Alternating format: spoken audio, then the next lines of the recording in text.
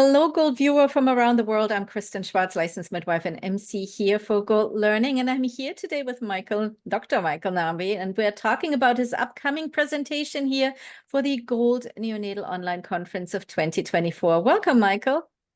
Thank you for having me again. Yes, it's good to have you back. And you are going to have two presentations this year. In this little chat, we're going to talk about the hyperbilirubinemia, balancing safety with undertreatment. What a great topic. And I want to jump into that in just a moment. But let's talk about your background first. You are a neonatologist and you also focus on education. So bring us up to speed on on your background and what you're working on now. Sure. Well, it's hard to believe that 20 years have gone by already since I started practicing as a neonatologist. My background was that I started off in Alberta as a neonatologist and then moved to Winnipeg, Manitoba, Canada in 2010, late 2010. And I've been working here ever since. And I've had some incredible opportunities to be a leader in our hospital care system. So I've been the division head here for 14 years. And then through my work with the Canadian Pediatric Society, I've been a member of and then chair of the Canadian Pediatric Society Fetus and Newborn Committee. So through that mechanism, I've been able to really help with development and oversee guidelines for care in Canada for the newborn, and specifically babies also in neonatal intensive care. Mm-hmm. And then, as you mentioned, my passion for education has extended into what I would consider the new frontiers of education, which is through social media, putting out interesting pieces of information, getting discussions going in a social media environment. Fantastic. Thank you so much for sharing that. And I had to bring something up now because just recently a colleague of mine shared this with me. You're also involved in really brand new research. I see here, and this must be on social media that you just mentioned, showing here a picture of a little one. And you were saying it's phase 1 study of intranasal human milk. Yes. To deliver stem cell near the brain. I think that is absolutely fascinating. I know it's a little beside the topic, but if you wouldn't mind just telling me a little about that. Well, sure. I mean, to give credit where credit is due, the leaders in this research. So I shared the research, but the research is actually out of University of Toronto. And they've been looking at this for a while. This is not their first study, but they've looked at the provision of very small quantities of mother's own milk that's put into the nasal cavity. And there's an area that separates the nasal cavity from the brain called the cribriform plate. And it's a very, very thin area.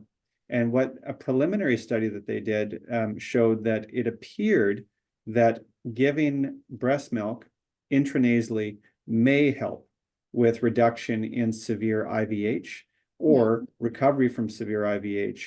And we know that stem cells, they're pluripotential, meaning that they can develop really into anything. And so the idea that we may one day use breast milk in ways that we never thought we could, to help a baby's brain development, I think is incredible. I mean, we've seen breast milk used in so many different ways. I've seen people treating, eye infections with breast milk. I've seen, for dermatitis, putting breast milk on the skin. The power of breast milk, I think we're only beginning to really explore. The power of breast milk. You couldn't have said it better. It's just such an amazing, and what we're learning every day. And thank you so much for sharing that and being part of this brand new study. We can't wait for you to come back one day and tell us about all the updates and results from that study as well. So let's jump into your topic here, hyperbilirubinemia, balancing safety with undertreatment. And one thing is recently, it's about 2 years ago, a little over 2 years ago now, the American Academy of Pediatrics changed their guidelines, right? They had a revision of guidelines. Bring us up to speed a little bit what these new guidelines are or how they are different from previous guidelines. Sure. I mean, the biggest difference between the old guidelines and the new guidelines is just there seems to have been a shifting upwards of the thresholds for treatment with phototherapy and for exchange transfusion. So there's a greater tolerance of having bilirubin, in the system than there once was. The reason for that, as I'll get into the talk, is there have been some concerns, and I certainly don't want to fearmonger, but Right. there's been some concerns with such things as cancer developing later in life after exposure to phototherapy. And one of the things that we'll talk about in the talk is what is the actual strength of that evidence, you know, for that and other conditions that have been now linked to phototherapy. And where we're really going to try to explore things is, you know, what are the consequences of not treating hyperbilirubinemia or delaying treatment of hyperbilirubinemia versus the adverse risks that you may get from hyperbilirubinemia. And as I say, how do you find the balance? Where's the right balance there between risk and reward, if you will? And so we're going to talk about that. I mean, I can only imagine that is such a difficult line, because we know if it's untreated, there can be severe consequences, right? Yes. But you know, and if in the treatment, as you mentioned, possibly, and you will go into that in your presentation, there are also risks involved, how to draw the line. And then on top of that, we're looking at also the difference between like breastfed or human milk fed babies, right? They are also always standing out as a little bit more to healthcare providers. Oh, look at them, you know, they have more, it looks like to the eye often, oh, look at them, you know, they need treatment, or they shouldn't need treatment, but you know what I'm saying, right? No, I do. Yeah. So it is kind of a very, very fine line to walk that. And I can only imagine what is involved here.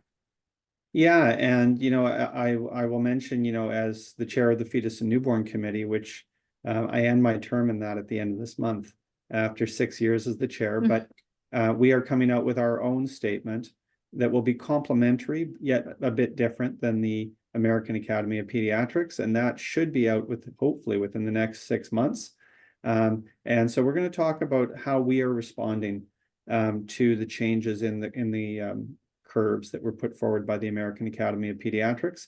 And you're absolutely right. When the outcome that you're trying to avoid is one called chronic bilirubin encephalopathy, or what some people call kernicterus, one needs to be really, really mindful that as we become less aggressive, we have to make sure that we don't see an increase in the rates of kernicterus in the population. And so we'll talk about that. Yeah, I think that's also a very important topic, because we don't want to overtreat, but undertreatment is also something that can have severe consequences, as you mentioned. Before I let you go here, Michael, any last words for our audience, something that you want them to walk away with today? You know, and I think something that you touched on before is just something I want to address, is that you know, we need to continue to promote breastfeeding, and we need to continue to promote skin-to-skin care and bonding between families and their babies. And while we try to work out where the right line is to mitigate the risk of overtreatment versus undertreatment and the consequences of that, one thing that can't be lost here is that we continue to keep our eye on what's really important here, and that's bonding between families and their newborns. Thank you so much. You said that so well. Thank you so very much being here today, speaking with me, and also presenting at the Gold Neonatal Online Conference. Thank you. You're welcome. And a little bit of information for our audience. This presentation is also part of the Gold Neonatal Online Conference that is just around the corner. We get started here on June 3rd with our opening keynote presentation. If you would like to find out more about this presentation and all the other presentations in the package, we invite you to go to goldneonatal.com. Thank you all for watching, and I hope to see you at the conference. Bye-bye, everyone.